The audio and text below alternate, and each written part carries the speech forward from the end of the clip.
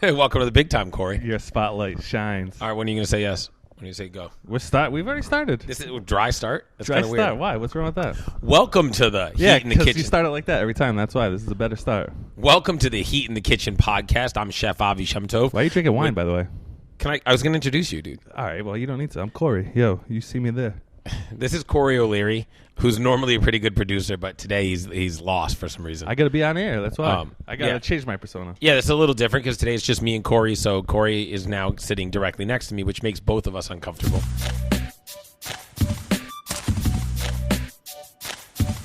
It's just Corey and me. It's the new Heat in the Kitchen. No love for Bernie, because on Israel, he's just not seeing the vision. Social media meatheads, do the math, I leave the division. Loonies on Facebook talk tough and get beat to submission. It's Heat in the Kitchen. I'm drinking wine today because, man, I just like ebb and flow my weight loss and weight gain. So it's been like 2 years when I've just been on a steady incline. I'm weighing at like 225 right now, and I like to be at like 180, 185. I had gotten all the way down to 178 like 3 years ago. 178, so, yeah, and I felt good, like healthy. I mean, it's not just about like, I mean, obviously, like I think I look better at 178 than I do at 225. But honestly, it's so much easier on my knees. I got 2 young kids. Like I'm exhausted all the time. Yeah. Part of that's that I work a lot, but then part of it's also that like, all right, because I work a lot, like what's my eating schedule like? So I always try to get breakfast in, but I find myself like not eating lunch, and then I'll kind of like pick through dinner service, especially like if it's slow, then like we're playing with food and I'm like tasting things. Yeah, right. And then I go home and my wife's made dinner, and then she always like saves like me dinner, or a lot of times like she'll cook like when I get home. Yeah. So the combination of the fact that I'm like, oh, I'm gonna sit down on the couch, drink a beer. Yeah, I'll eat 2 pork chops. Yeah, there you go. Like, but especially my old boss. Especially pork chops. Definitely pork chops. But the worst part is I had a boss in my early 20s who used to call it shovel food. He'd be like, my wife always makes shovel food. And I'm like, I love shovel food. Like, I love, like, macaroni and cheese. I love, like, just pasta. Well, the funny thing is, like, you always grains. say to me, whenever you start losing weight or trying to lose weight, like, oh, I'm counting calories, blah, blah. Yeah. I'm like, wow, you're not fat. Why do you do it? I mean, right now I am. Like, Yeah, but, today I saw the video. Dude, but you know what? I think it's the longer you know somebody, Sure. the less you, like, realize the change in them. Like, if, say you saw me in high school, right? Yep. Oh, you were skinny. I've seen photos. Oh, yeah, I wasn't Like, talking about crazy that. skinny. But just, like, yeah, like, I feel like if you I saw should me have 20 donate years later, money you'd be to like, feed you. oh, wow, you fucking got old, didn't you? No, I mean, I know what you mean. Yeah. But, well, for me, though, especially because, like, I wasn't skinny in high school. What are you talking about? oh, God. Dude, you were so skinny in high school.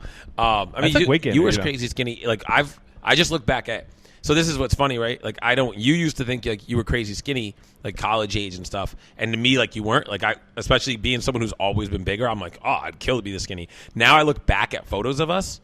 Like I'll see a photo like randomly and I'm like, damn, Corey was skinny. Like you're like much bigger now than you were then. For me, it's thanks. the same thing. I mean, no, in a I good gotta way. go on the counting calories diet. So No, you look, but you every just time, look like a normal person. every now. time you've done the counting calories diet, Yep. what happens? I mean, I always lose a ton of weight. Dude, you lose weight like whoa when It's you a- go on this diet. yeah, which people always say like, oh, lose weight. You should start your own weight loss business, bro. You know what the 'Cause, problem is? Yo, you're like, oh, I just Yeah, count but calories. The and then problem you is lose that weight. the problem is that my weight loss tricks are like losing weight is super simple. It's like being good at work is super simple. Work really, really hard at it. So like I can't. Is it that I don't simple have a for trick. everybody, you think? No. And the point is that like I'm somebody that I said to this Because you dude. don't exercise that much, right? Not So at all. lose Like that? when I lose the weight, the crazy part is that I honestly don't exercise because like what I do is I gain weight when I exercise, like intentionally gain weight. Like if I get down to like 178, then I can get like I could be at 190 and feel good about myself, and I Yeah. could be at 190 and not. And I feel like if I get down to 178, then especially I mean, look, I'm not built to be at 225. So for me to like go run on the treadmill at 225 is Mini is Mike tough. over here. Mini Mike. Well, it's just easier for me to be like 175, 180 pounds and then go work out. Yeah, right. You know, I'm never going to be jacked. I'm never going to be shredded, but I'm just happier at that weight. Yeah. So for me, like my weight loss trick is real simple. I go in. Like my friends like do like a weight loss like challenge after New Year's like almost every year. Like Gerner, Ari, Steve. I'm saying my friends like they're not your friends. And they don't even include me anymore because I just used to take everybody's money. I mean, the thing is like one of my best friends. Hold on, but what was it? Like you started January 1st? Yeah, it starts January 1st, and like usually we would do it by like the end of February, and it would Right, always be 2 like months. weekly weigh-ins. Oh, yeah. And just to keep people honest, and like with a photo of a scale, so like you couldn't like make it up. Yeah. And the thing is that Timestamp that bitch. exactly, and for me, like, dude, like I lose 14 pounds like in a week. Like I'll lose 14 pounds this week. It's just I'll just start drinking a ton of water. Yeah. And I'll just cut like salt way low, so you're not retaining water. So I'll lose like 14 pounds, most of which is water weight, which people will be like, oh, you know that's just water weight. And I'm like, yeah, but it's water weight that I had. Yeah. So like getting rid of the bloat makes you look good. Like, dude, right I heard a stat about, or maybe it was on this podcast. I don't know. Was it from Julie Starr? Maybe. Well, babies are like 75% water or something. That's why they're so fat. I mean, that makes sense, but I don't think that was right on now, here. Yeah, that all makes right, sense. It might not have been on it, but yeah. But anyway, so like, but it's cute on a baby. Yeah, water weight. You know, it's funny. Different people can be fat, and like, so when I look back at photos of like when I wrote my first cookbook, and Northeastern, ironically, had me back. It was due to, I don't know if I've told, told you that story. You told me, Like they put like alumni, like Northeastern alum, all over. Like Northeastern expelled me. Did you hold on? Yeah, you didn't even finish freshman year. No, dude, they expelled me. You know what the worst part of the timing when they expelled me was? I don't know if you remember this. I don't know if you remember this, but.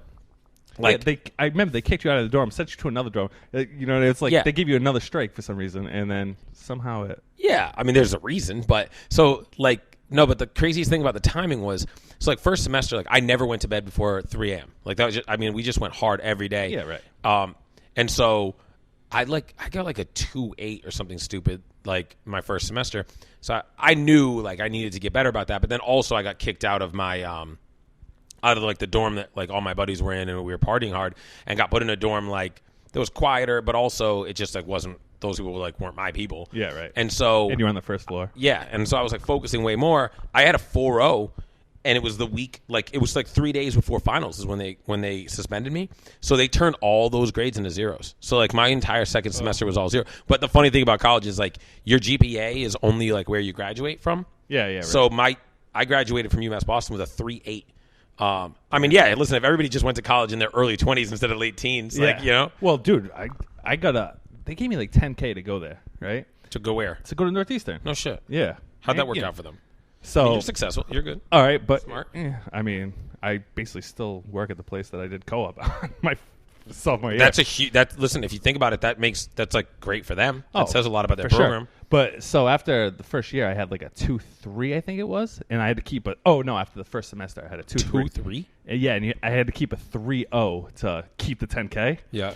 So I took interactive mathematics, which legit 6th grade mathematics. My science credit was history of sports in America, and then I had 2 of those bullshit communication classes that you were probably in with me. I was in 1. All right. I was in 1, and then in the second semester, I was in public speaking. Remember? Oh yeah, that's true. Yep.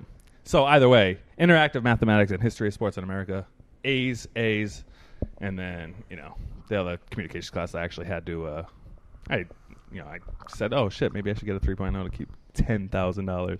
Yeah, I think so. I think that probably. But makes a lot then of my sense. senior year, I had one class Monday night 6 to 10, and I took out $10,000 to pay my rent. Why get a job, dude? The craziest thing for me is from like 95% of my student loans are from the 2/3 of a year I spent at Northeastern. Like because you never get to the co-op. Free. It's all, dude. Once you hit co-op, I was getting $10,000 for one semester because then the other semester co-op you don't pay tuition and you get paid.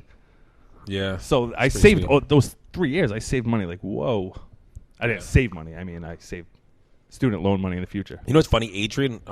Like teachers get kind of screwed in that situation because I don't think student teachers get paid.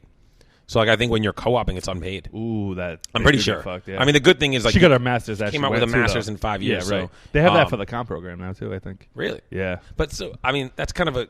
You don't really need it. Like, well, yeah, what good does a master's do? Dude, I'd be so much better at this podcast.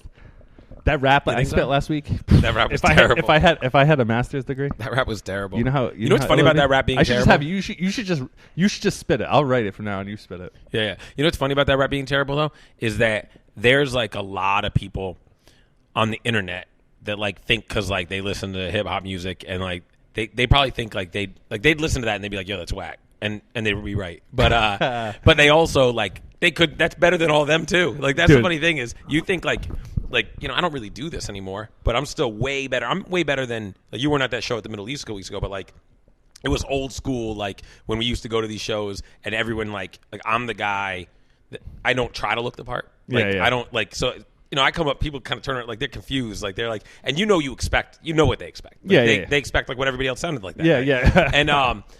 And then Well, because we've seen, a million times those people just So come up, many whack walk on artists. stage, and then they're like, they spit the rap. And usually the girls there or whatever, Yeah. and it's like sometimes they're cool, sometimes they're not, sometimes they're dicks, sometimes they're cool. But their music's always trash. And so the funny thing, I mean, not always. No, Every no, once no. in a blue moon, like, I don't know if did you ever see that dude Dio? Like Dio Dude, Jin? yeah, you could name 8 million people that I saw. I just feel like he would have stuck out because he was like probably legitimately. I was about to say no disrespect to any of the other artists. I don't care. Out of everyone I ever shared a stage with that wasn't a headline, like that wasn't like Pace One or Lewis Logic or whatever, he was like the one dude who I ever was like I turned around during his set and I was like, oh, dude, this guy's nice, and he's still doing music like he's doing music. And he actually just showed up to the Middle East. Like, just I don't know if he was there to see my set specifically. I kind of assume, but he was there. He's a cool dude, and his music's legit. The funny thing is though, like I just think like on a Facebook culture, and I deal with people like this, like not just with my music. I deal with them about like everything I do. Is I think I'm a pretty approachable person, and I try to be someone that's like, I'm not anybody special. So like you can talk to me. Like that's the thing, even on the internet. Yeah. And who said you're not special? No, I mean, like, I don't think, like I don't, it's funny. Don't put yourself down. No, like, it's funny. So, like, when I was growing up, like, I remember the day I realized I wasn't cool, like, that I realized that, like, I was being picked on. I was in 5th grade. It's kind of a funny story, but I won't tell it, but, I just, like, realized I was being picked on, and it's, like, and then I realized I'd always been being picked on, that occurred to me. So, like, I went on You're not in on the joke. Right. So, like, I went on, like, a mission to, like, become the person I am now.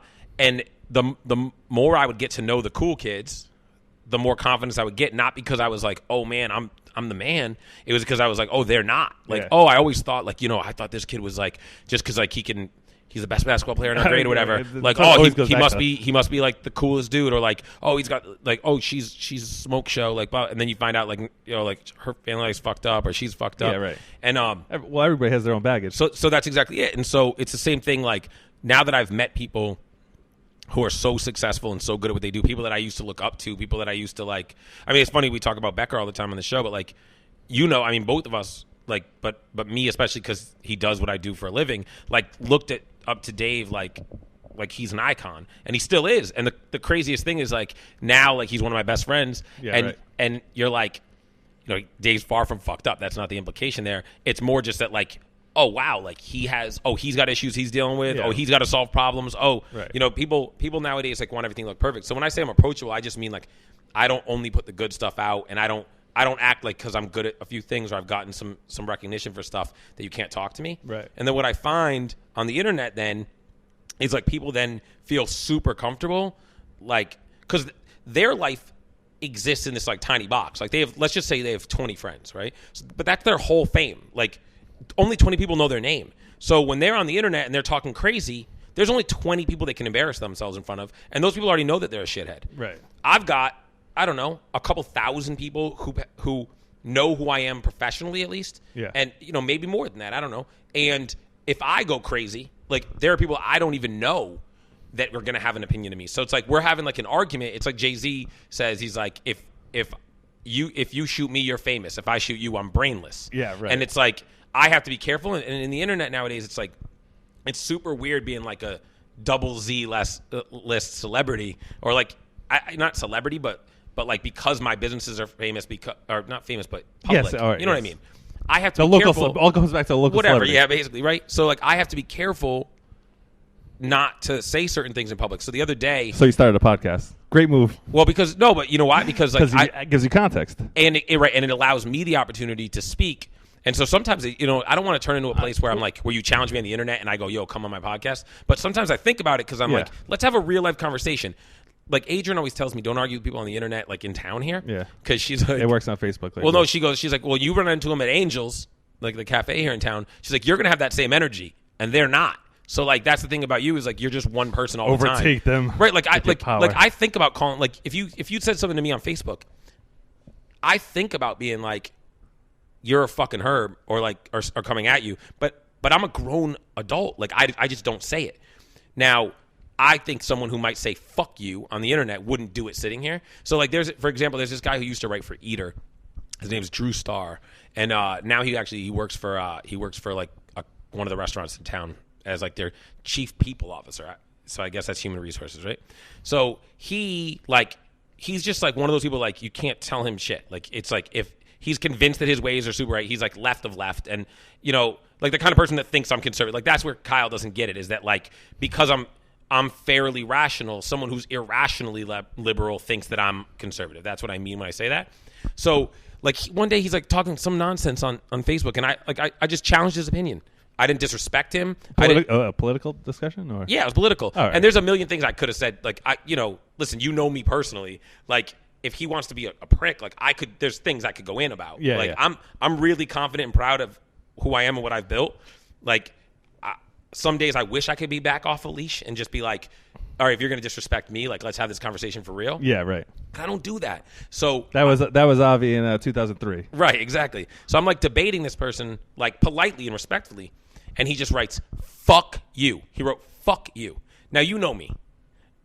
Hold on, this guy's a chief people officer? Yeah, he wasn't at the time. So I don't want his opinions to reflect on the restaurant he works at.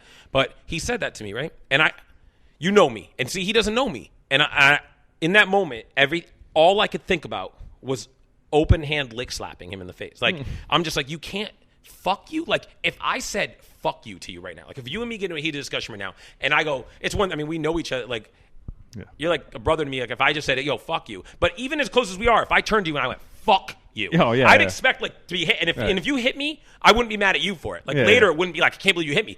Dude, you looked me in the face and you said, fuck you. Like there's certain things you just don't do. And I'm sorry, all capital letters, fuck you. It's like, you don't, like, are you crazy? So I told somebody I know, I'm like, honestly, the next time I see him, like, it's going to be hard for me not to like think about slapping him. I'm a grown up, like, I'm not going to put my hands on him. What was the argument? It was like, it was just politics. It was something about, I don't know. God only knows what it was about. Let's put it this way. To be honest, if I could find it, the context of it would make you go, that's ludicrous. Like, it came out of nowhere. Like, it wasn't personal. It wasn't like I attacked. Well, it's like that thing I told you that time on Deadspin or whatever. Ted Cruz wrote something like, "Oh, nice picture of me" or whatever. It's Grayson Allen from Duke, because people say they look alike. Yeah. And Deadspin responded like, "Eat shit" or "fuck you" or something like that. And I was like, "This is a major media company. Right. Like, just because they're a Republican, right? You know what I mean?" But so my point is, but like when we saw each other. Oh, you did see him? Oh, I've seen him like 5 times since then. Oh yeah. He keeps it cool. Like I wouldn't say we're boys. He's like I'm somebody who like it's hard. Hold on, did it come up though? No, not at all. Because here's the thing, I've tried to develop this side of me where I try to recognize like not everybody's like me, not everybody's built like me. Like if I say fuck you to you on the internet, which I just don't do, like that's just corny. Yeah. But if I did it, you know when we see each other, it's still fuck you. Yeah, right. No, you guys are gonna. I'm not gonna say fuck you on the internet and then see you and be like, oh hey man, how's life? How's everything going? Right. That's just not who I am. Right. But I've developed this sense and understanding that other people are like that. Right. So as I've figured that out, now I've learned that when I see people, it's like, all right, let them talk. Let me find out what their energy's like. And so when I see someone and they're like, hey, Avi, how's it going? Like, oh, hey, I saw that article about whatever. That's pretty cool. I'm not going to like, how corny is it for me then to be like, yo, let's talk about what you said on the internet? Like, yeah, right. At that point, it's like, let it slide. At that point, you're you. Yeah. And you'll always be that. And so like, I'll just keep it cool. But I wish someone like that would sit down and have a conversation with me, because again, like I think. Yeah, but you're assuming that you bring rationale to a debate with them in person. That they might not say fuck you to person. They might be thinking, oh, this guy's a fucking idiot anyway. Like they're not going to agree with you either way. They're in that mindset.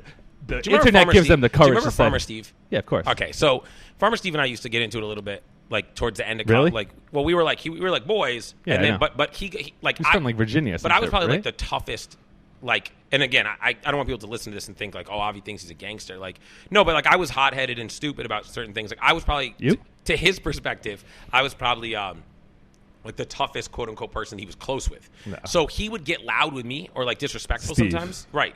No, he wasn't close with Steve. No, really? The other Steve? No, yeah, he wasn't at all. So but like he would get like a certain way with me that because we were close. So a better example would be like if Gutter Steve, the other Steve you're referring to, who's like nobody would fuck with him, gangster. No.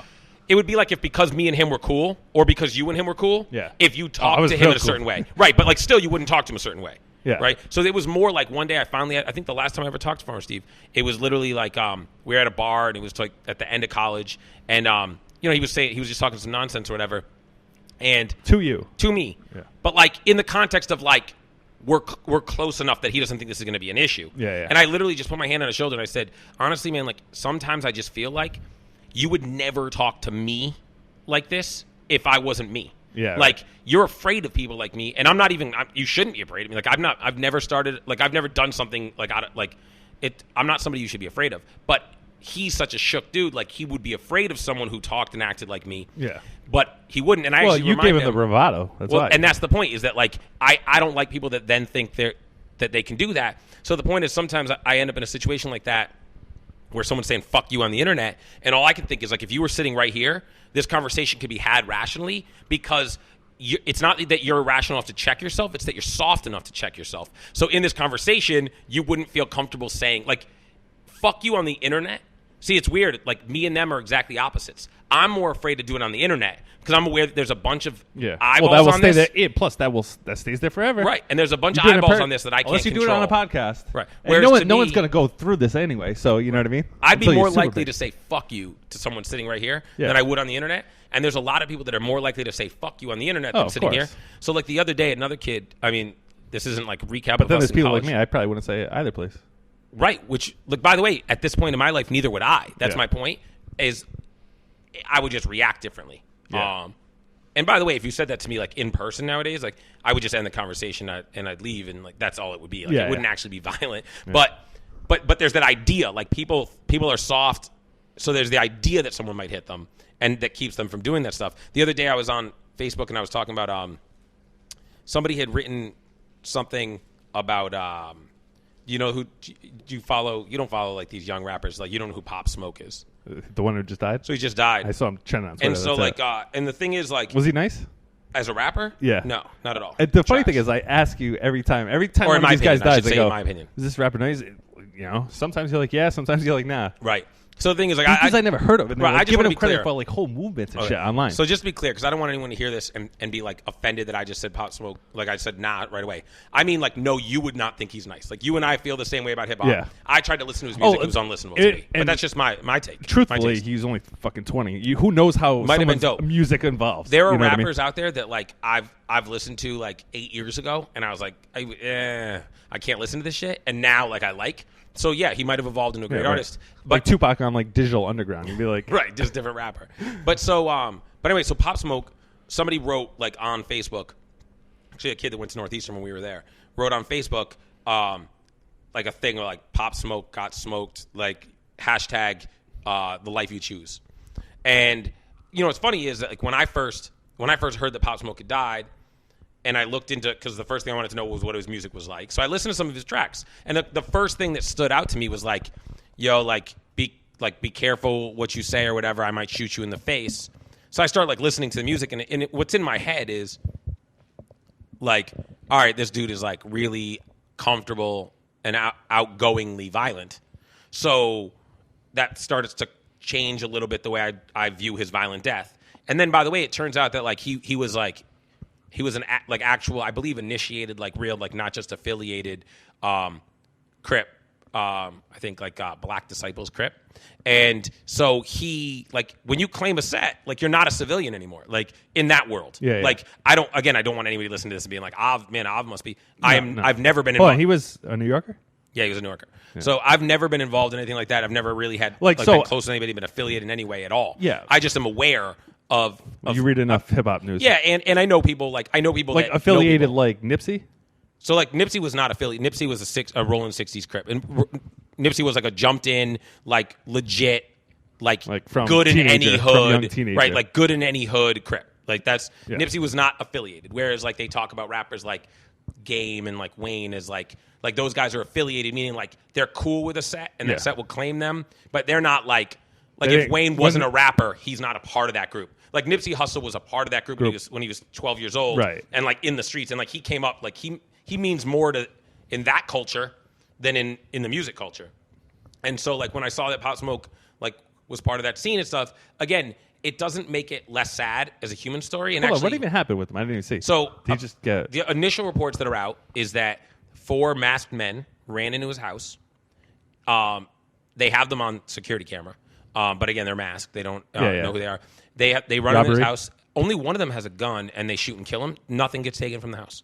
Oh, yeah. And not for nothing, what happened was like the day before, he posted some stuff on the internet, like some gift bags that he'd been given. Oh, here we go. The incident. Well, they had, bad Yelp review. Yeah, no, they had his the gift bags he was showing on the internet had his address on them. Oh my fucking so God. like he you ready for this? This has nothing to do with like gang life or anything, but celebrity life. The best part is the house. Not the best part, but the craziest thing is the house. Like he was renting the house, the mansion he was in. This is hold on in L.A. Or yeah, this is in L.A. Oh, all right. The house that he's renting actually belonged to John Mellencamp's daughter, who apparently is on one of those housewife shows or whatever. But anyway. Point is, what happened? So the police are like, this was a home invasion and a targeted killing. Yeah, it's not a robbery. Home. They didn't and it's not a robbery. Yeah. So they killed him. So he was killed, and they think it's a a gang related murder. So point is, this person writes this, and this person that wrote this, like to the best of my knowledge, is in no way not someone that I'd be blown away if I found out this person was in any way gang affiliated or anything like this. Is a completely upstanding civilian citizen writing their opinion about somebody's decision to participate in that other lifestyle. Yep. And one of the people on there like kind of came at that person for saying that. And I happen to know that person, or I don't know that person. We knew each other when we were in college. So I just shared my opinion back. I was like, I totally get where like it's insensitive to say it, but also like if you're going to be about that life, this right? And I said and exactly what I said was like, if you're going to say it like in your music or whatever, you got to stand on it. This person came at me like, and this is just back to the whole like if you're on the internet, like and you've got like a really small crowd that you have to worry about what they care or whether they care what you say or whatever. Like you're anonymous, then like you can go personal for no reason. Like I didn't come at this person's life.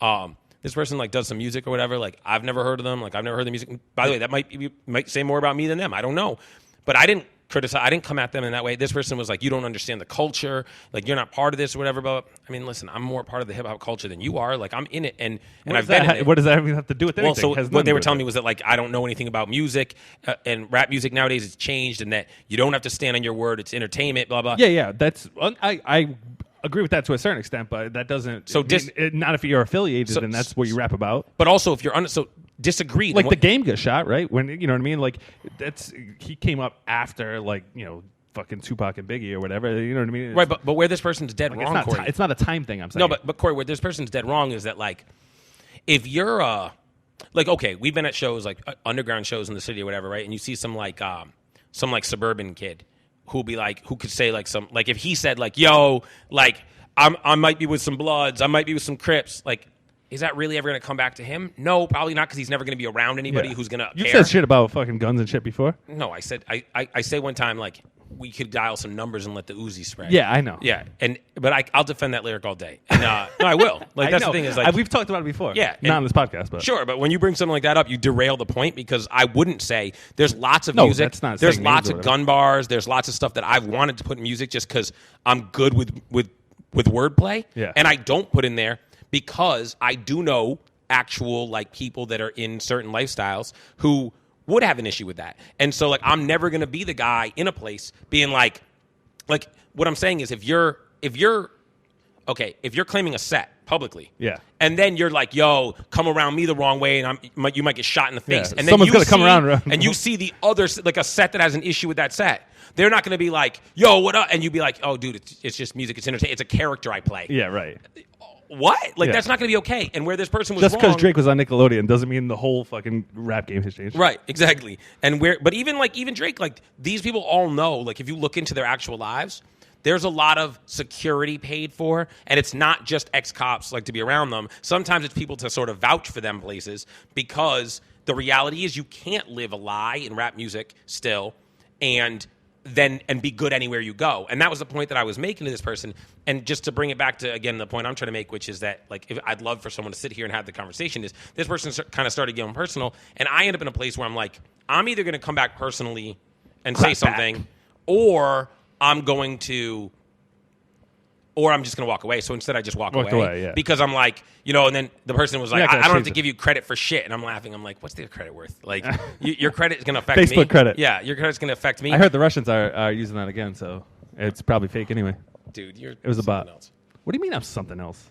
I try to talk about something that like means something to me, and you throw in like snarky little like sarcastic comments. No, I'm just saying it's Facebook. Yeah, You can't trust. Oh, how do you know that was that same person? Sure. Hold on, but the kid from Northeastern was the one that you got in the beef with, or the other person? You said it was like they were both kids from Northeastern. So the okay. kid from one kid that posted it was a kid from Northeastern, and then the other kid was a kid that he was close with at Northeastern. They probably still close, right? That's why he's writing something. It's like me and you.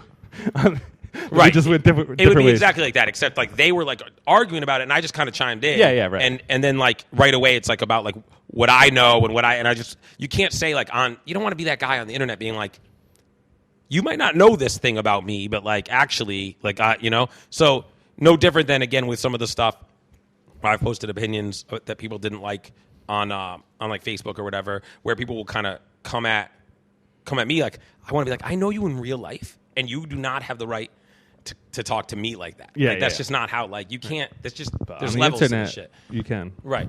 I guess, but except that it's weird. It's like people know each other and Like then what talk to each percentage other. of people that talk shit on the internet do you actually run into in real life? You probably higher the percentage than a lot. Yeah, probably, but not a lot. I No, mean, obviously right. very small. Right. So, which brings me, by the way, so like Carrie That's why I like started. Twitter better anyway. Because guess what? A debate you got to be kind of concise. Facebook you can go on for fucking days, right? True. Yeah, but I like that space because I like to like make I know, my but point. now you have a podcast, so you can have all the context right here. Yeah. We should just do Avi's Facebook post for the week. We'll just run it back on Monday. And we're like, what would get Avi in trouble with random people? Random people want to fight Avi because he said what here? The thing is, like, they don't want to fight me. They just think that they can be they disrespectful want to fight you without on the having to yeah, fight but they me. might want to fight you on the internet, get their own clout up, right? I don't know. I don't know if necessarily think that it's a clout thing. So, by the way, that was like another thing that someone wrote to me, like when the whole Kobe thing, which I don't want to get into again. But when the whole Kobe thing happened, somebody like came out like real hard. Actually, somebody who's like boys with Jake, and was like, this guy was like, he kind of like he came way out of pocket, like disrespectfully out of left field. And I kind of said like, it's a weird thing to say. Listen to the podcast to hear full context. Well, I said it's like That's it's a weird thing to say to somebody that you don't really know, like in real life. Yeah. And they were like, yeah, well, you just did it for likes because that's all you ever do anything for or something. And I'm like, here's the thing.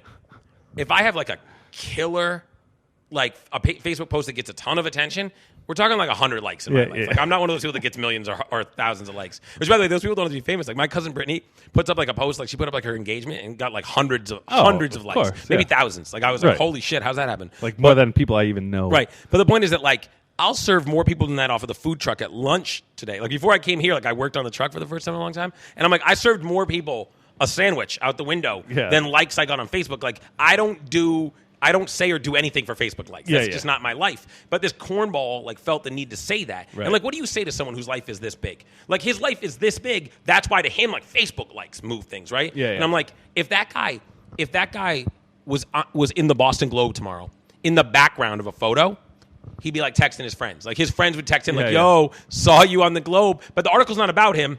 The picture's not about him, but like that's his life. Yeah. Me, like if you see a picture of me in the Globe tomorrow and you text me about it, Yeah. I'll be like, you won't even text me because you'll be like, yeah, I mean, all right, sure. it's Avi in the Globe, like it's whatever. And my point is like his life is this big. He's like coming at me like I shared an opinion on Facebook for attention. Like that's just not like dude, I don't. If I wanted attention, I'll just post pictures of my kids every day on Facebook. I'll get 100 likes. they're People so will be like, "Oh my god, cute. your kids are amazing," Yeah, and that's we'll just true. keep it there. I don't know, man. You got People a are dog corny. too, that gets likes. The dog is cute, and I never post pictures of him. I'm not that guy. That rat. Fair enough. I mean, I don't care. I'm not going to defend Bamba on this podcast. Yeah. So I don't know. Fuck you. You Yeah. post a picture of Bamba, somebody responds, fuck you. Oh, I'll let Bamba handle them. That's the thing is Bamba's soft, but not as soft as some of those people. I don't know. Did you see right before we came on here, Harvey Weinstein was convicted of rape? Rape, huh? Yeah. I don't think anybody's shocked at that one. No. What's the sentence? That's all I want to know. Well, so the thing is, like, if I had to guess. Isn't he like a cripple now? Like, Yeah, I see those pictures. Yeah, I don't know how much of that's No, real. But obviously listen, none of it's real. I think age-wise, he's got to be at a point where, like, no matter what they give him, like, he'll die in prison, my guess is. And I think he has more charges coming and everything, too. So, I mean, Harvey Weinstein, like, he's going to die in prison. I think the reason that people don't, would you agree that people don't get as worked up about, like, the Harvey Weinstein stuff and things as, like, the Kobe stuff or even the Cosby stuff? Well, Cosby is the most prolific rapist in like U.S. history. Right, basically. but do you agree that people don't get as worked up about Harvey Weinstein as those two people? Just say, I'm going somewhere. Right. Do you just agree or disagree? No, I disagree. You disagree? Yeah. Okay, so then... I think people get worked up at Weinstein. The thing Weinstein has as in his favor with the public perception is that even though it statistically happens a crazy lot. Yep. If you are in contact with your sexual assault after the fact, right? Like these girls still talk to them, still email them after the fact, right? But that's normal, right? That's what the prosecutors argued. That's normal. Like this is normal behavior. So, right. I mean, that's part of his victimization. Yeah. But publicly, people be like, "Oh, well, you're still gonna talk to him after he rapes you." You know what I mean? Like you're still. I think some of them probably still had some sort of sexual activity with them. I don't know about that. I don't think that's true. All right, but I haven't seen any of that. Contact, just general contact. No, so here's where I was going to go with this, because like now, dude, you're going to a place I'm not sure about. I don't think there's any mitigating what Harvey Weinstein did. Here's why I think people make less of a deal. Publicly, though, you don't think that makes a difference? Like not even. Nope, 0%. You trade hundreds of emails with this 0%. guy after. Yeah, 0%. All right. Yeah, I actually would argue that's part of the monster. You're one person in the public, though. Sure, I'm another. Okay. Yeah. No, actually, you're entitled. I actually agree with your point of view, though. You're entitled to your opinion, but no. But anyway, I didn't mean to bring up like whether or not we think rationally what we think he did mitigates versus Cosby. My point is Cosby, Kobe, like what people are angry about is that stuff like gets like a little bit more media attention and stuff. The Harvey Weinstein happened and then it kind of went away. And even today, like this won't get Kobe like coverage. And all I was going to say is the reason is because there's no No, it's not just about size, like how big the person is. It's because there's what people that are mad about Kobe's name getting brought up, or even Cosby or whatever, or Michael Jackson, what they're not understanding is the reason that's such a big deal to people is because of the grayness of it. Because there's this person who I idolize and is so great in this way, and then there's this thing about them that I can't live with. Whereas like a Harvey Weinstein, there isn't that other half. Yeah. No, there isn't the other half. Like we don't give a fuck about him. Yeah, like I don't care. He made movies. So do all us other people. He's a complete squirrel and a complete scumbag and a piece of garbage. Yeah. It doesn't tear me apart as a person. Right. It makes me go like, jail forever. Like, is there a person in America, Harvey Weinstein's mother, if she's alive, is probably like, yeah, send him to jail for life. Like, no one is like, I don't know, he made these couple movies with Matt Damon. Look, no, everyone's like, cut and dry, piece of shit, send him away forever. True. So, no, Oprah won't make it. I saw someone today posted it and was like, when they announced it, they were like, you think Oprah will make a documentary about this? Nope, I don't. You know why? Because no one gives a fuck. Because it's real cut and dry. Yeah. He's a horrible rapist who belongs in fucking jail. If they do, it'll be more about everything. It'll be more about the victims. But the thing, even you could bring R. Kelly into this. The thing where it becomes so gray is that we're talking about people who we've lionized in a lot of ways. Yeah, right. No one ever was like a fan of Harvey Weinstein. Years. You looked up to no one was ever. I watched the Cosby Show every day when I was young. You right. know what I mean? And even with R. Kelly, it's like he's like the easiest one for like no one supports him. Right. But we still all like his music, and that's hard for us because it's like I don't know. Can I listen to Ignition and accept also that this guy's a terrible person? And so. That's where it's the human trauma, it's the tragedy. One of my bosses worked on Best of Both Worlds. It's a great album. Legit. Great album. Well, it is a great album. Great album. You know what's funny? Probably the best verse on that entire album from R. Kelly is him singing an old Jay-Z verse. Oh, from that song, Girl, You Got a Little Body, yada, yada. And he comes in and he's like, you never make me sweat the next bitch, in need, blah, blah, blah. And he's just singing, you know, you got to be thoroughly respected by me. Yeah. He's just singing a Jay-Z verse. And that's the best verse he has on the whole thing. I mean, that's the thing. Whoever wrote R. Kelly's lyrics, probably R. Kelly, I don't know. Other than, like, I Wish, which even has some weird shit in it. Like, lyrically, it's all weird stuff. Like, I have zero issues accepting fully that this guy was everything they say he is. Given that, like, his lyrics are weird. Like, this is just a dude who has, like, a sex obsession and is kind of a creepy predator who then also has a beautiful voice. Like, what are you going to do about it? I mean, the guy's a creep. Yeah. I like Boyz II Men better anyway. But of course, they're everywhere now. Why? They sang the national anthem at the All-Star game or something. They did something at Kobe's. Recently. They did something at the Kobe tribute. Yeah, that's what it was. And then they also the Grammys that night or whatever. And then like, I don't know if you've ever seen the show Marlon. They were. No. You talked about they had just been on the show. It's an incredible show. They had just been on the show Marlon too. So like, there's got to be something going on if it's a new album or whatever. But the weird part is there's only 3 of them. What happened to the 4th one? Was there always 4? I don't know. There were always 4. You know, I'm pretty sure I asked Kara this, and I forget what her answer was. Got you. So anyway, were there 4? Carrie Byrne. I need the Fresh Prince to come back. Maybe. Carrie Byrne started a Facebook group This is like a very Facebook-centric podcast episode. I know, what the fuck? Kerry started... but, again, you know the Russians are interfering in an election. I know that. I'm very aware. No, but what are they doing? They're supporting Bernie. No, but how? I don't know. Is it Facebook ads? I don't know. I keep seeing this. Russians are still doing it. Trump should still go to jail. Sure. The election hasn't happened. Guess what? You don't have to read disinformation. I got something for you. You're going to lose your mind here. Kyle is going to cry. Not Kyle Crucius. Kyle O'Connor is going to he's going to lose his mind. He's going to demand to come on this podcast. If he saves screenshots of things that I've written on the internet, he'll save this piece. He's going to snip this up. It's going to be his ringtone. I found a way that I would vote for Donald Trump. Oh, yeah. Finally, after all this time, I found a way. Like in this scenario, I would vote for Donald Trump because Bernie Sanders. If Bernie opposes him, is it because of Israel? Yeah, it's because of Israel specifically. Yeah. I knew it would be. That honestly, I don't understand as a country how we're gonna get behind. So there's two aspects. You've had very complicated conversations with your friends about Israel and America's defense of Israel too in the past. So I've been there and I don't know enough about it, but I've seen you guys kind of get into it. So I'm somebody that believes so I carry a passport for both countries, and I don't believe that I don't believe in voting with my American citizenship, and if it takes into account You're a global Israel. citizen. No, I'm saying I don't vote when I cast a ballot for an American politician. I take into account how I think they're going to be for America, not for Israel. I actually have always kind of had an issue. Children. I've kind of always had an issue. That's the kind of stuff that derails an important point. Is No, for the children. What you does that mean? said that. You said that to me before, but I don't want. I want Adina to grow up in a world where Hillary Clinton was a woman was president. Right, that did matter. Okay, so make that point instead of just saying for the children. That doesn't it's further for your children. What do you mean? All right. Anyway, Bernie Sanders. Just because I give you quips, you don't get to get. So mad the at reason me, that I'm bringing something am to this very podcast much here. in favor of taking into account his stance on Israel in this case isn't just because isn't as an Israeli, isn't being well, is he good for Israel, is he not good for Israel, but it's as an American, I don't think him being bad for Israel is okay. And the fact that I don't like this very comfortable anti-Semitism that's become okay among people like Tlaib and AOC Ilhan Omar and Omar, and it's I'm sorry, but I don't have an issue with where Omar or Tlaib or their families come from. I don't have an issue. I don't wish anything terrible on them or their families back home. To me, that vitriol they feel so comfortable sharing about Israel it's unfounded, and quite honestly, it's unbecoming of a statesperson. So it's you're an elected official from Minnesota. People should not have to listen to your opinions on Israel. You have almost no say whatsoever. And let's just be fair. They're biased opinions based on your background, right? For me, let's be really clear. Well, if you have family back there, you can give your opinion just because you're a state. Well, I understand that they're an American politician, right? But if you became a politician, right? Yep. And you have family in Israel. Sure. You're going to have opinions. What, you're not supposed to say those publicly? I think you have to and I don't plan to be a politician at any point.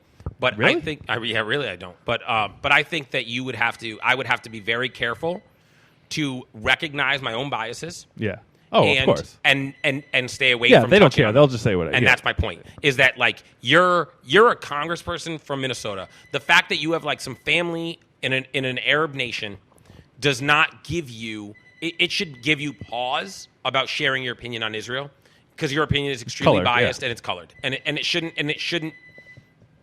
be said. And so, by the way, the same way that Bernie Sanders, I think, is a little bit overcompensating. I think he's I'm a Jewish candidate, and I happen to lean left on Israeli politics, so I should be out there and calling out Israel. And it's Bernie, is it really left, though? Because, correct me if I'm wrong, but don't left and right politicians mostly support Israel throughout history? But when I say left, I mean Israeli left.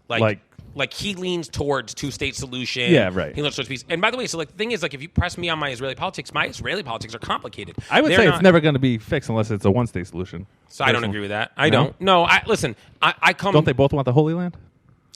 Not exactly. They both want parts of Jerusalem, which, again, when you say things like the Holy Land... that's I know, most but people there's a lot of Holy Land. No, right. But so when you say Holy Land, the term Holy Land has come to be Israel. No, the reality is, and like, look, it's a complicated situation that I don't feel comfortable giving like a very short opinion on, and then especially if you're going to keep interjecting with misinformation. Well, I don't want you to go on for a fucking half hour about it. Literally what we're here for. It's literally what we're here for. But you can't just give your I'm a layman American. I like your opinions, but when you go like Holy Land, I feel like I have to clarify more than I can explain. But my point is, no. Here's Facebook. Here's the podcast. Here's the shortest explanation of how a two-state solution would work, and this is not me saying that that's 100% where I'm at, but it's something I'm open to, is there are parts of Jerusalem that, although they are under Israeli control, are not Israeli occupied. Like, yeah, you would cede to Palestine. Right.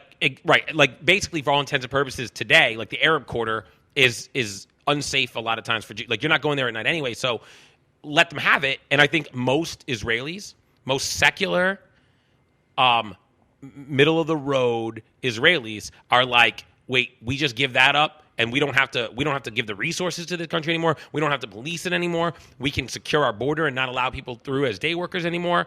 And we can just have a normal life and they can have a normal life. I'm down. Like, at the end of the day, would they go for that though too? Who would? I mean, would either side go for that? So the problem is, would Palestine go for that? Let's just say, like, is that their number one beef, like, as far as land? So I think a big problem that the Americans don't understand is that the Palestinians, who, by the way, like, are in two different places that are separate from each other, which makes things even more complicated. Of course, yeah. But and any border is going to be a problem. But the Palestinians in Gaza and the West Bank are no different than Israelis, and they're no different than Americans in that there is no Palestinian opinion. There is no Israeli opinion. They're divided just like we're divided as a country on what to do. Of course. And the reality is that the loudest voices on both sides, on the Israeli side and on the Palestinian sides, are fanatics. So do I think the average person, like just Joe Blow off the street living in Gaza, would prefer a solution where, like, you don't give us anything, but you don't control us anymore, and we can have our own government and our own life, but we have peace?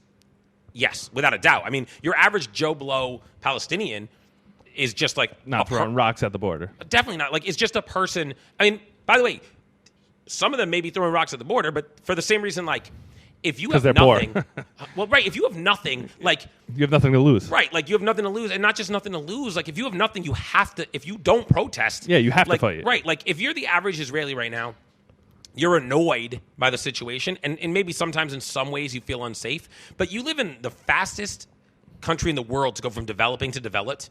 You've got stuff.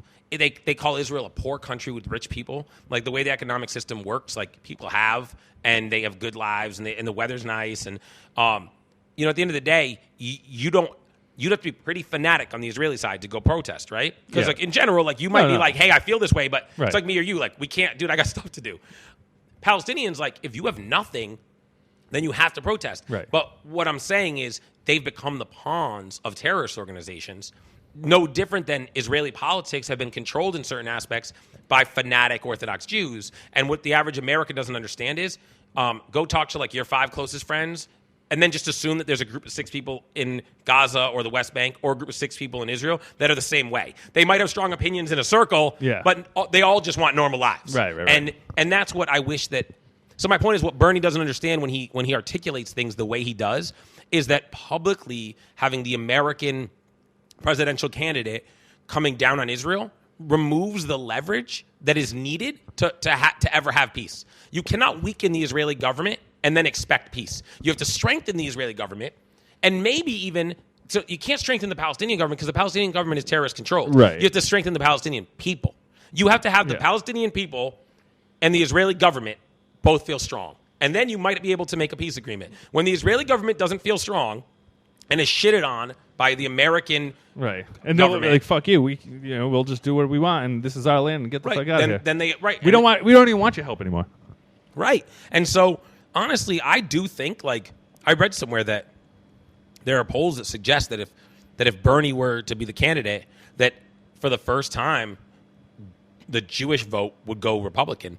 And only after I saw Bernie come out against AIPAC did I feel that way. Because I finally was to a point where, and by the way, let's be clear, like, there are American Jews that are going to hear this. There are American Jews that I interact with. AIPAC. Right, and who would be like, fuck you, you're gonna side with Trump just because of this, blah blah. I side with this. Here's what I would say to them is, you are not Israeli. A very important issue for you. Sure. Let me be clear to them. You are not Israeli. Like, you are a Jew. Right. And do I, as another Jewish person, judge you for the fact that you don't side with Israel? Yes, I do. I want to be clear. Yes, I do. Yeah. But you are not Israeli. See, I have friends that are Israeli right. and lean extremely left. Okay? Close friends. My the person I call my godfather, his daughters, one in particular who's brilliant. She's incredibly intelligent. She's educated like beyond where I'll ever get. And she leans so far left on this. But I respect her right to. She's young. No, she's older than me. Oh. But the point is that right. but it's not my point is it's not her youth. Yeah. It's her true, honest, educated opinion. And she's an Israeli. So I'm like, you're entitled to that then. I respect that opinion. I don't agree with it, but I respect it because you have the right to it. If you're an American Jew with no ties to Israel and then you express your opinion as though your Jewishness makes it valid, makes you Israeli. I'm like, you're not. Right. You're not. So like, yeah, you will side with the Democrats over Trump because of your American politics. They don't just come first, they come only. Right. See, me, they come first. Yeah. And in most cases, they come only. But at some point, if it starts to be about, like, I know that no matter who we elect, me, my family, my kids, you, Kara, like, everybody I care about is going to be cool. Right. Like, I know that. Yeah. There are issues in our country that I care about that won't be cool. But I know that the people I love will be cool.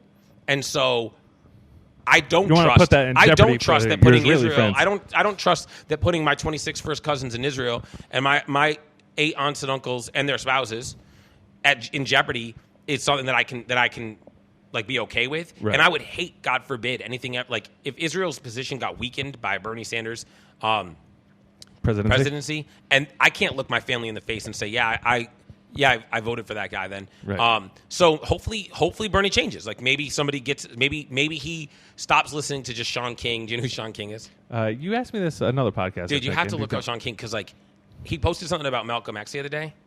Well, let me finish the point about Bernie Sanders. Point is that I can't, like, if he stops surrounding himself with people like Sean King and Omar and AOC. That's not going to happen. So right, it won't. But I'm just saying, like, just like I've said to people before, I root for Trump. AOC will be like the most like popular politician in America if Bernie gets elected. I don't know about that, not popular. Sure. Most powerful. Sure, but that's not true either. What do you mean? But Bernie's completely like aligned with her. I mean, she used to work for him. But you know how much attention she gets every tweet? She gets a lot of attention. But can we just say, though, because this is where I need you to be as rational about things like Bernie as I try to be about Trump, which is I wake up every day rooting for Trump. Like I'm not one of those people that like goes to the internet hoping he fucked up. I know. Yeah. I'm like, let's find like, all right, hopefully. So every day, he has the opportunity to redeem himself with me. So when I say hopefully Bernie hears this, like when you're like, oh, he won't. No, he probably won't. He probably won't. He's been the same person for 60 years. Well, but let me be clear. A lot of who he's been for those 60 years have not been anti-Israel, and I don't have an issue with. Like, no, to me, it's a shame that he takes these stances and that he's so bad for small business owners and so bad for Israel, because would I love to see a guy in the White House who doesn't just now, because it's politically cool, say he's in favor of civil rights, but actually used to sit in and get arrested for it? Yeah, fuck yeah, I'm with that. Like, yeah, he has been the same person for 60 years. That part I respect. The part that I don't respect is that now he's changing. It's like he lost an election, now he's like looking and going, how do I get even further radical? How do I align myself with the loudest people in the room? So it's like, I don't even know if Bernie is really as anti-Israel as he's coming off. It's just that like he's AOC, Tlaib, Omar, yes, like he needs those people now. Right. And so, like, but I'm not with that. And so to go back to the Sean King thing, you got to read up on it. You need the context. But Sean King, like, I don't even think that he's like a political commentator. I mean, I don't know if you'd call him. He's part community organizer, part commentator. He was involved with like where do you come across him? I mean, you see shit he posted on Facebook. He has like a website and like a social media like platform. Yeah, so like I see him on Facebook. Yeah, people know who he is. Yeah. And so like he was one of the I don't know if he was one of the founders, but he was one of the voices of the Black Lives Matter movement. All right. And then he I actually do know who you're talking about. And so he doesn't. It's not like he never says something I agree with. It's just that he has gone further and further and further radical on his opinions. So he posted something the other day on the date of I think it was the date of Malcolm X's death. And I don't know how much you know about Malcolm X. So you know what? It's funny. Like within the last 6 months, I read a lot about him. Actually, did you read his autobiography ever? Yeah, he worked in Boston. You know that? I'm very aware. He interesting fact with Ho Chi Minh at Omni Parker House. Yeah, I was about to tell you that. Yep, with Ho Chi Minh. Yeah, they used to call him Detroit Red. He used to date white women and rob houses in Boston. But well, he became a lot less radical towards the end of his life. So a lot more. He evolved as a person, Yeah. and that was what I was going to bring up. So I wanted to post to Sean King because a lot of people that are Afrocentric. So I took my college degree is ethical, social, and political philosophy with a focus on race and racism. As part of like my coursework, I studied the civil rights movement in depth, and I came to the conclusion that Dr. Martin Luther King Jr. is probably the greatest American that ever lived, and that Malcolm X was was on his way to being an incredibly uniting, powerful figure. Oh, for sure. And so he was executed, right? I mean, so it's funny. Sean King wrote, "They took him from us," but I hope he means like Farrakhan and his movement. Yeah, right. Who's still loved. Right, because and by the way, vicious anti-Semites. Vicious anti-Semites. But point that I'm trying to make is that Malcolm X, before the time of his death, did you or did you not read his autobiography? You did or you didn't? Malcolm X? Yeah. No, I have not. So it's incredible. Read it. Learn about his right after his the youth. War on Normal People, Andrew Yang's book. That's fine. You can read that. But to me, I'll say that like I would go the other way on that because I think I think you can better look at how modern revolutionaries operate by understanding how previous revolutionaries worked. And so Malcolm X, like to read his autobiography, he gives you it's really well done, and he gives you a real insight, intentionally or unintentionally, into how his psyche evolved. And he was angry. His childhood wasn't good. Yeah, angry youth. He was an angry youth. He sort of evolved into this like sort of criminal. He then learned in jail. He was sort of made to blame white people for that, partially fairly and partially unfairly. It's going to Mecca and seeing white people where he realizes it's the American system of white power that's the issue, not white people by skin. And he comes to the realization that hating all white people because they look like that is just like them hating black people that look like this. And so it's not a tenet of Islam. Right. And he writes in the final chapter of his autobiography, he writes that the biggest regret of his career, maybe he said of life, was he's walking to the University of Michigan and this blonde-haired girl walks up to him and she says, "Mr. X, I'm a big fan of your movement. What can I do to help?" And he said he looked her in the face and he laughed and he said, "Help, you're the problem." And he says that like that's the biggest regret of his life because he realized that he could only achieve what he wanted to achieve by including anyone that believed in what he believed in, not prejudging them based on what they looked like. And what I wanted to write to Sean King, but you can't on the internet interact with him. He's first of all, he doesn't respond a ton because he's truly like his focus is another comment on his post. Well, or whatever. His focus is not engagement. His focus is on inciting. If you read it, by the way, like he, oddly enough, he gets killed for this by his own supporters, which I respect the fuck out of them for this. He oddly supports a lot of people who seem to be sexual predators. Like it's actually kind of a weird trend. He basically looks at a story, and I don't think he quite has like a mission and a judgment. And like, I don't think he quite understands what fits what he's trying to do. Yeah. And so he'll just like anything that like he can claim is unjust, he will. And so and by the way, he's super close to Bernie. So like he's like in Bernie's like Bernie and him are together on every campaign trail. Oh yeah. Bernie, he's the reason why Bernie's getting the black vote out. And by the way, I would argue that to some degree that he's part of the reason that Pete Buttigieg is not getting any black support is because Sean King is very aggressively anti-Pete, and he's in all these campaign stops, like his rallies, he's appealing to that base with anti-Pete rhetoric. And so if Pete has questions in his background, which I'm not saying he doesn't, it certainly doesn't help that Sean King is targeting him. Yesterday, Sean King went like on the offensive about Klobuchar.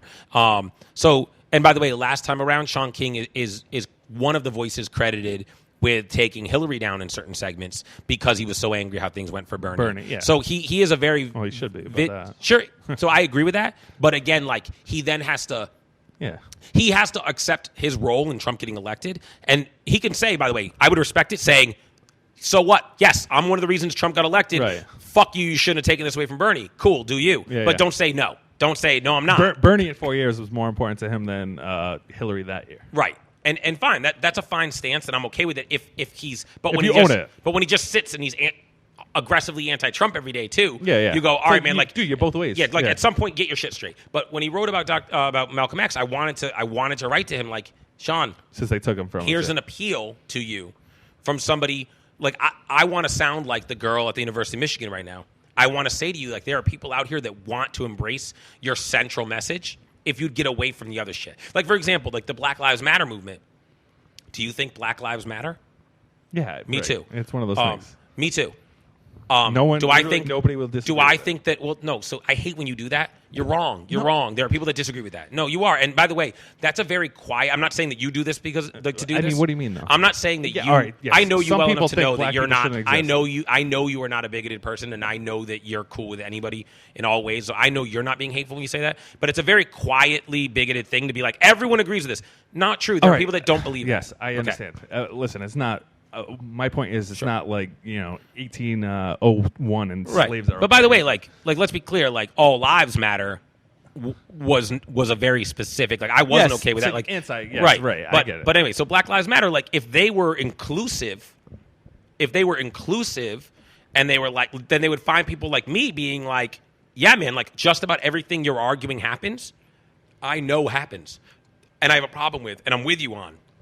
When you get like militant and violent, which by the way, I don't want to act like I don't understand. I do. Like, look, man. Like, if I lived in a neighborhood where I had to wonder if a police officer might hurt my child, dude, you can't talk me off of that ledge. I'd be violent and angry. But still, the problem is inciting violence is like. Don't you think Dr. King was angry? Yeah. Like, don't you think on some days he just wanted to like fuck somebody up? Yeah. But he looked at it and was like, where we're trying to go, I can't do that. I mean, if you think about it, Dr. King, in death, did more for the civil rights movement. So the reality is... Well, writing letters in jail. I mean, have you ever read Letter from Birmingham Jail? Of course. It's probably the greatest piece I've ever read. And by the way, and we can switch topics on this, but and we got to end it in a second. But what he wrote in Letter from Birmingham Jail that stays with me forever, and I think it should be applied to everyone across, we call it the veil of ignorance philosophy, is he says, I am proud of being black, not in so much as I would rather be black than be white, but in so much as I would not rather be white than be black.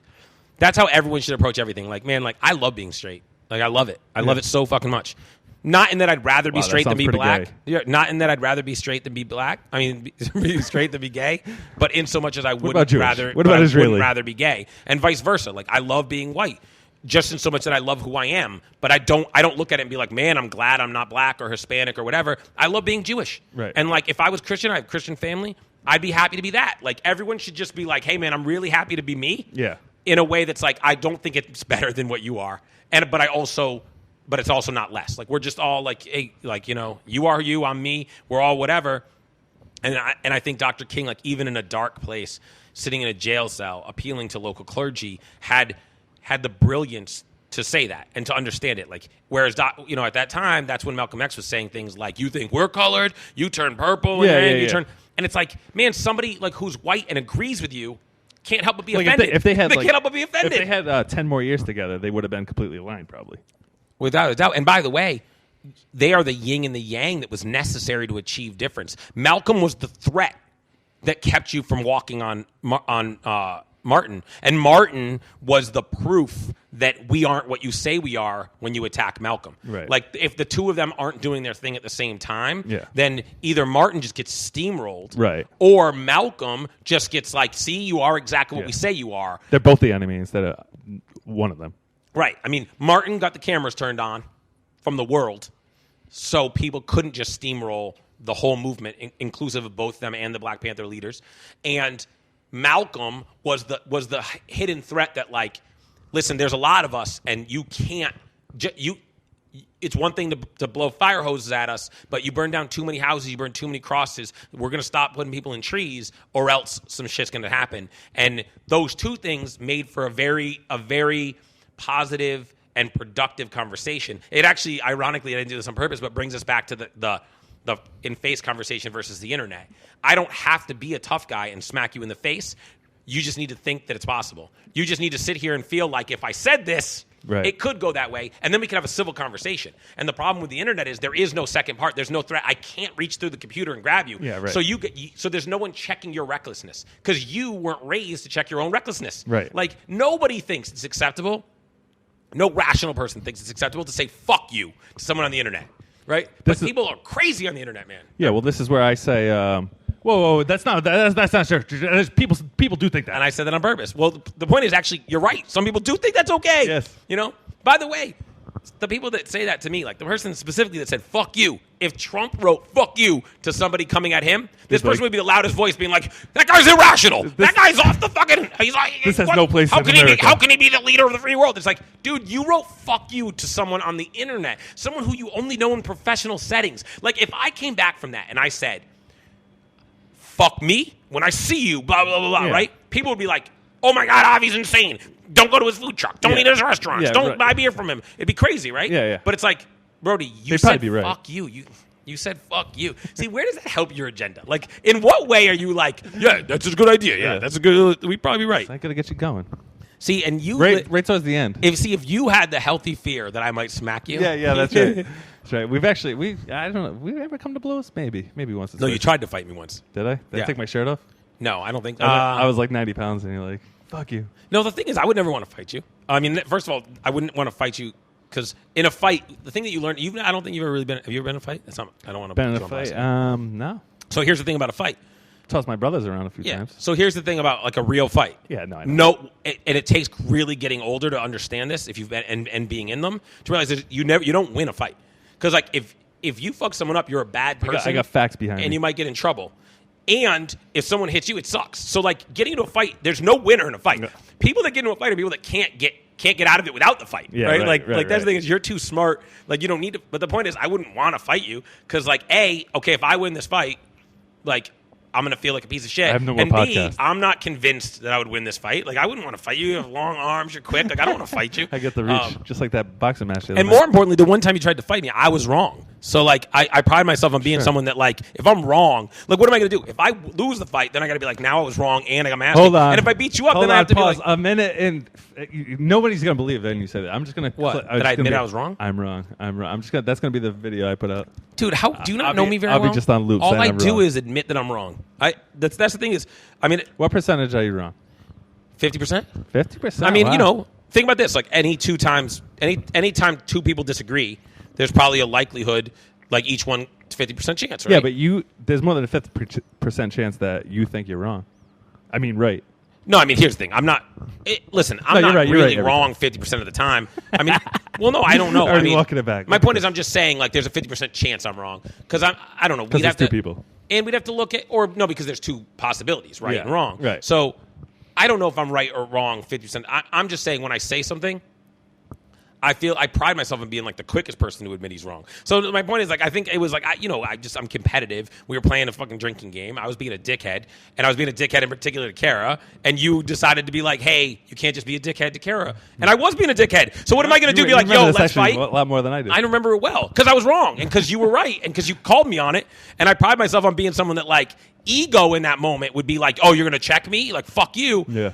Being a grown-up is about going the greatest night of our lives. Yeah, this was that night, that great party, that flip cup party. But the point is, like, ego and being a grown-up is about going like, let's not get mad at someone for checking you. Let's accept that you're wrong. Yeah, like, right. oh, this person just checked you because you needed to be. Like, if you cut someone off and they throw you the middle finger, instead of getting mad, they throw you the finger, be like, I'd throw the middle finger too. Like, fuck me. Like, that dude. How often do you beep at people on the road? Never. I'm not that guy. Never. At all. I'm not that guy. Never do it. I'm not that guy. Like, I'm like, what if I get killed because I beat somebody? And here's the thing. At some point, don't you get to a point in your life where you're like, I'm only going to do things that lead to, like, where I'm trying to get. And, like,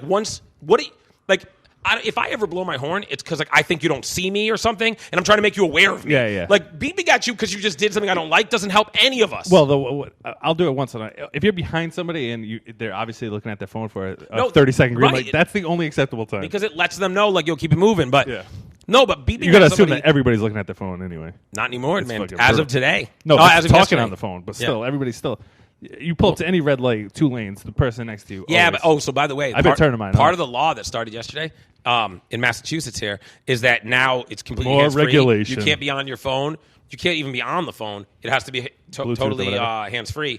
And the craziest part about that is the law specifically states like even if you're at a red light. So like even if you're in a stopped car at a red light, you can't be checking your phone. Oh yeah. And I get why they did this. They did it because like. The whole like texting and shit was impossible for cops to police because you could just be like, oh, I was just checking my call, or I was just. So now they're just like, how about this? Don't touch your fucking phone. Yeah, right. And it sucks because like I'm a really solid driver, and and like I could check my phone. And I'm always getting calls and stuff. Nah, but you shouldn't though. Yeah, I know I shouldn't, and I won't now. I mean, shit, they just passed the law. Oh yeah, I can't sure, I'll afford that stop you, problem. Dude. Today, I drove. Dude, hold on, real quick.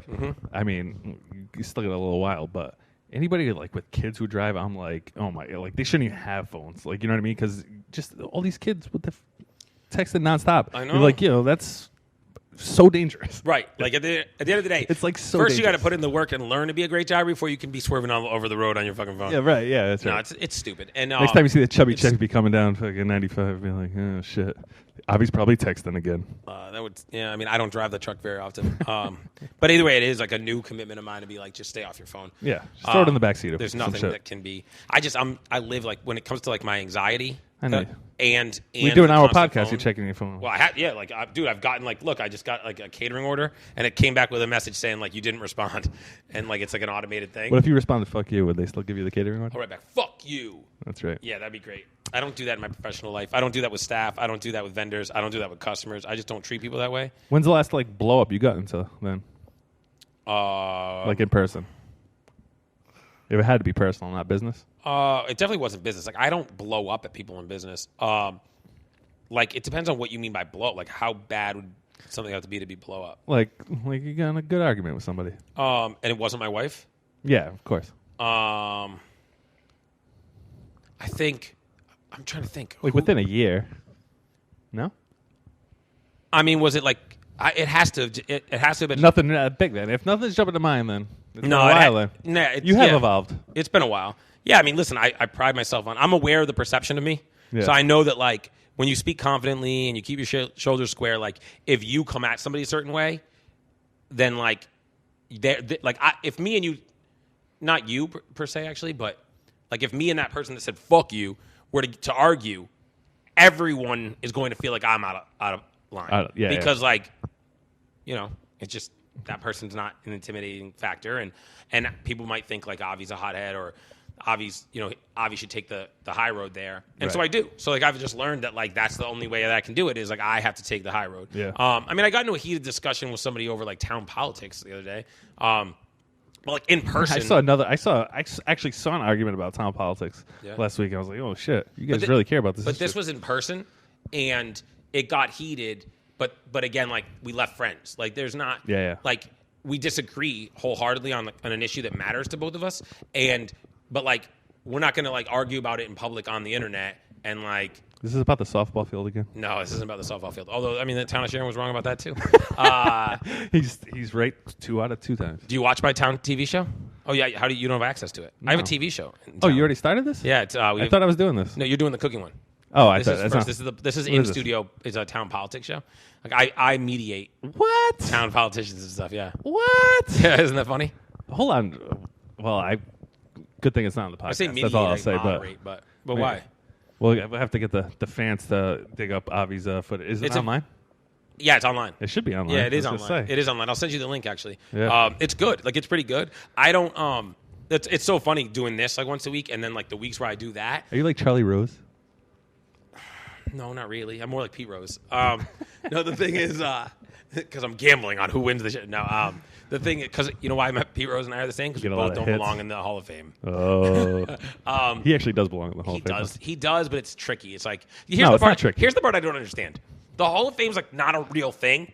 So it's like an honor. Yeah. So it's like, if you put Pete Rose in the Hall of Fame or you don't put Pete Rose in the Hall of Fame, we all know Pete Rose is one of the greatest hitters of all time. Yeah, right. So, like, put him in the Hall of Fame. And when he's in the Hall of Fame, everyone will also know that he cheated, he gambled on baseball. Right. It's like, either way, like, what the fuck? Yeah. Like, in fact, if you think about it, you made his life better. Like, if Pete Rose just made it in the Hall of Fame, no one would buy signed baseballs from him and shit. Like, he's the most famous guy ever not in the Hall of Fame. Yeah, right. So, like, Pete Rose, if he was smart, like nowadays with the way the internet is and shit, like he would just start like a different Hall of Fame. Yeah, and like the Hits King. It would just be like him and Alex Cora, Carlos Beltran. No, what if he did one for all the steroid guys? It was like Pete Rose, Barry Bonds, Roger Clemens. Who wouldn't go to that? And like once a year, they'd have to actually be there. And like, they do have like a dinner. They have it like right down the street from Cooperstown. Yeah. Oh my God, that would be everybody would go to that one too. Oh, better. He finds another town or city named Cooperstown somewhere in America. Oh, yeah. And so like there's the Baseball Hall of Fame is in Cooperstown, New York. No. And this is in Cooperstown, whatever. And because think about it, it would take away the whole idea of Cooperstown. Like, which Cooperstown? Yeah, but if you go to both, if you have it in the same town, and then you add up the receipts at the end of the year, who did better? Yeah, but so this is a business theory that I call splitting the baby. Like, because you're familiar with the biblical story of King Solomon, the woman, two women come forward and they both say. I went to Catholic church. Should I know this one? Do you know this one? It's because this is a business thing I coined years ago. Two women come forward to like. You coined it? Yeah, I coined it. Two women come forward with a baby, and they're both claiming the baby's theirs. So King Solomon says like, okay, let's cut the baby in half. And one woman's like, okay, that's fair. And the one woman's like, no, just let her have it. So he gives the baby to that woman. He's like, that's the real mom. The real mom wouldn't let the baby get cut in half. So when I say like splitting the baby, I mean like if a business already exists and let's just make a round number, they're doing $1 million a year. And another place comes in and they only do $100,000 a year, but that $100,000 is coming from the other one. So now you got 900 and 100.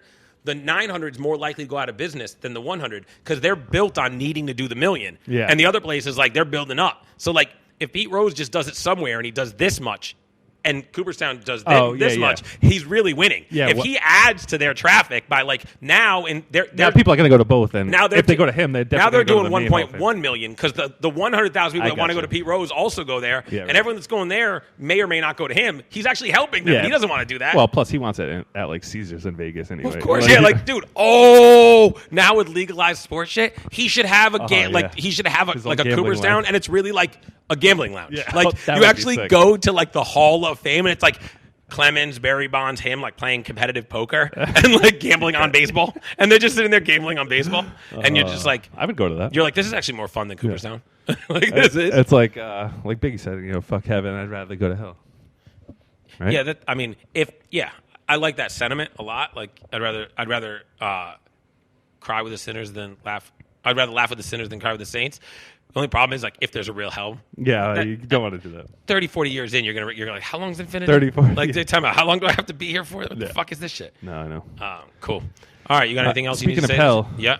This is Heat in the Kitchen. Yeah. Oh, great transition. He was Corey O'Leary. I'm Avi Shemtov. This was Heat in the Kitchen.